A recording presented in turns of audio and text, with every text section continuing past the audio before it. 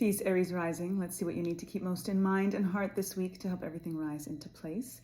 Oracle cards for our foundation frequency, and then some fundamental framework with some tarot as always. But we're going to be working with some self-care alignment this week. I've been very much in self-care alignment this weekend, so I wanted to extend the vibes your way. So let's tap right in for the Aries rising collective. Gifting spirit. Ooh, that fell on the floor. Foundation. Strong alignment for you. Be still. Tap into number 4 energy of solidity and stability and foundation and structure and restructuring.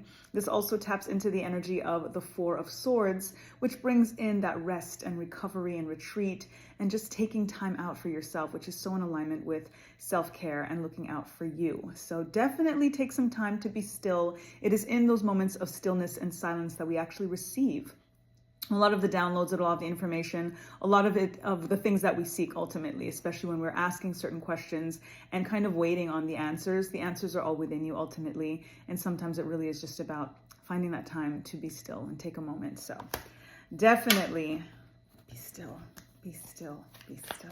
Ashe.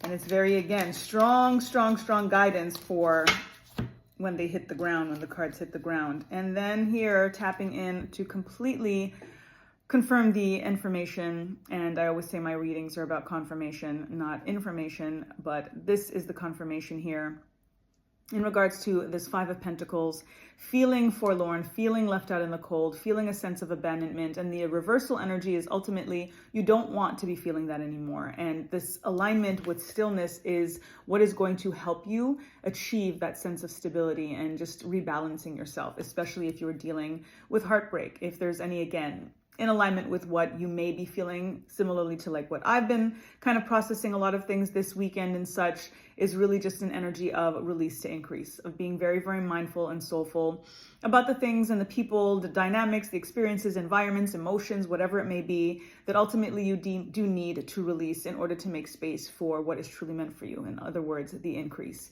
And then this energy of temperance is the balance, is literally moderation and making sure that you're not doing too much, you're not giving too much, and making sure that, again, balance is being restored. So this is a very comprehensive, yet very quick and simple alignment that is all in relation to the stillness and to the rebalancing and to that prioritizing of self. So to start off with Aries rising as the leader of the pack ultimately, and focusing on the energy of self-care, and for it to be this clear, and again for a card to hit the floor and to be all about the strength of a solid foundation, you know, and stabilization and restructuring in that regard.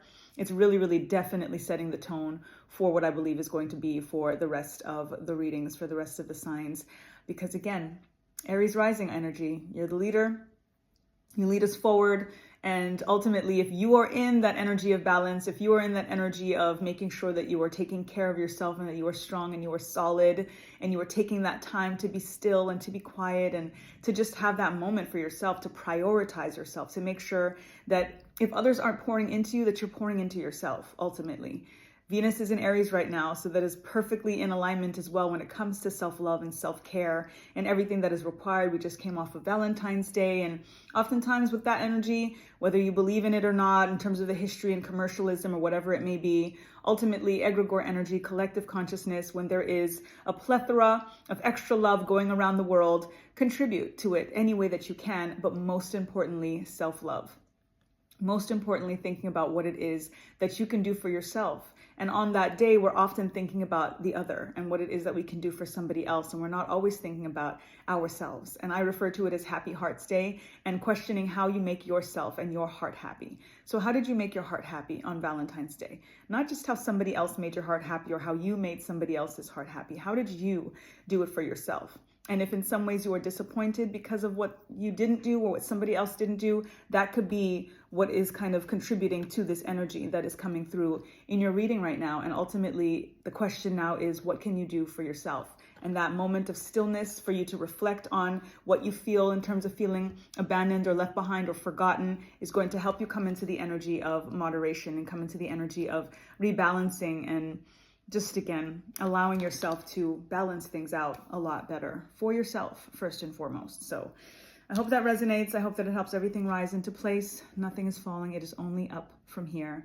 So if this does resonate with you, I would love if you can pop in the comments section below the scales of balance, scales of justice emoji in the comments so that you can claim and name and claim and demand and command this rebalancing in regards to ultimately what is fair in the giving and the receiving. It is all about reciprocity. And when you're still and you take the time out and you prioritize yourself and you start healing your own heart, you're going to be able to make a lot more sense of the things that you need and desire and ultimately provide them for yourself first and foremost. So balance it all out.